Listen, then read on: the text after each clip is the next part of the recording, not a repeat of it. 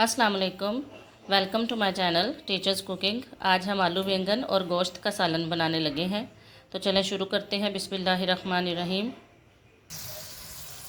ये एक कढ़ाई में मैंने ऑयल डाल के इसमें प्याज शामिल कर दिए हैं। जब ये प्याज लाइट ब्राउन हो जाएंगे तो इसमें मैं नमक, मिर्च मसाला, लहसुन, अदरक, टमाटर सब कुछ शामिल कर दूंगी। आज मुझे थोड़ी जल्दी थी, जल्दी मैंने सालन बनाना था, इस वजह से फिर मैंने इंग्रेडिएंट्स जो थे वो अलग-अलग प्याली में नहीं रखे आपको दिखाने के लिए, तो आप साथ साथ देख लीजिएगा।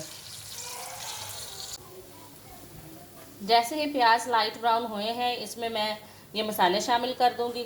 ये है गरम मसाला, ये हल्दी, साथ इसके नमक, साथ इसके धड़ा मिर्च और साथ इसके लहसुन, अदरक और लाल मिर्च का पेस्ट और साथ इसके एक टमाटर। ये सारी चीज़ें मैं अब इकट्ठी ही इसमें शामिल कर दूंगी। ठीक है।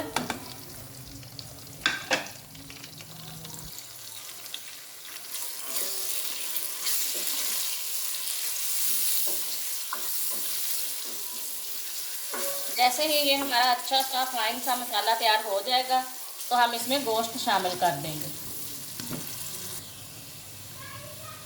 जैसे ही मसाले में से टमाटर गायब हुए हैं, अब इसमें मैं चिकन शामिल कर दूंगी और चिकन की मैं अच्छे तरीके से भुनाई कर लूँगी कोई 10 मिनट तक।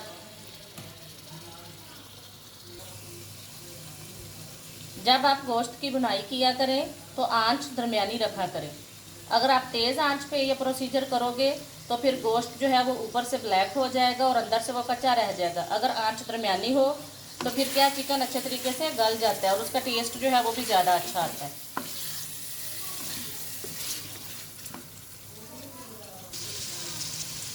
आलू बैंगन और चिकन की रेसिपी बहुत ही मज़ेदार बनती है, आप इसे ट्राई करके देखिएगा लाजमी। चिकन बहुत ही अच्छा टेस्ट देता है आलू बैंगन में। जब भी आप बैंगन का सालन बनाएं तो साथ आप रायता लाजमी बनाएं दही का। उसमें आप पुदीना शामिल कर लिया करें, क्योंकि बैंगन की जो सब्ज़ी है ये गर्म होती है और जब आप इसके रायता इस्तेमाल करेंगे खाने के साथ तो आपके मैदे में गर्मी नहीं होगी। ये चिकन हमारा रेडी हो गया है। अब मैं इसमें सब्ज़ी शामिल कर दूंगी आलू बैंगन की। बैंगन में बहुत ज़्यादा आयरन होता है, यह बच्चों की हड्डियां मजबूत करने में बहुत ही कारआमद साबित होता है। अब हम इसको अच्छे तरीके से हिला लेंगे, बाद में इसे हम कवर कर देंगे।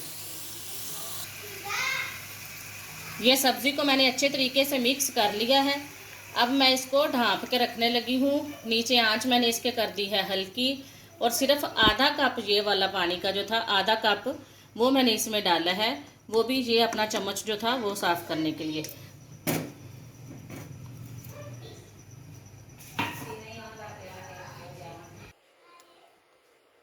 ये आंच मैंने हल्की करके अब इसको कवर कर दिया है। 10 मिनट के बाद अब मैं इसे देखूंगी तो गोश्त जो है उसका भी थोड़ा सा पानी होगा इसमें और सब्ज़ी ने भी पानी छोड़ दिया।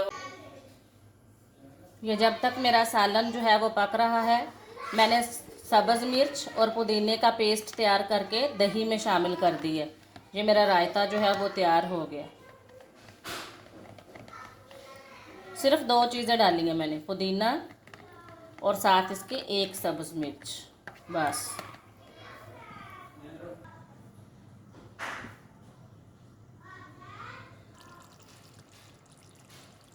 ये 10 मिनट के बाद अब मैं सालन देख रही हूँ।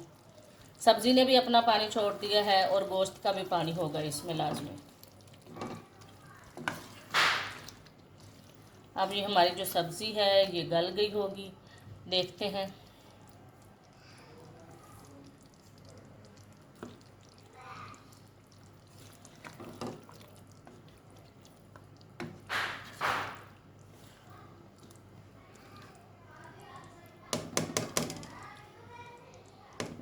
इसको एक बार फिर मैं 5 मिनट के लिए कवर करके रख दूँगी। अच्छे तरीके से इसको हिला लेना है ताकि ये सालन जो है वो नीचे ना लगे।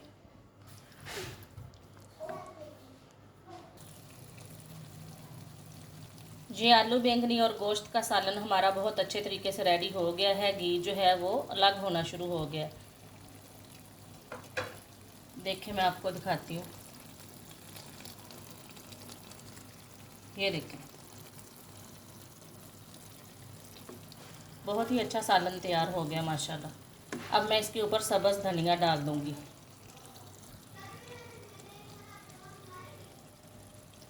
अब मैं ये चूल्हा बंद कर दूँगी। सालन माशाल्लाह तैयार हो गया। इसको मैं मिक्स कर लूँगी, एक प्लेट में निकाल लूँगी। अब मैं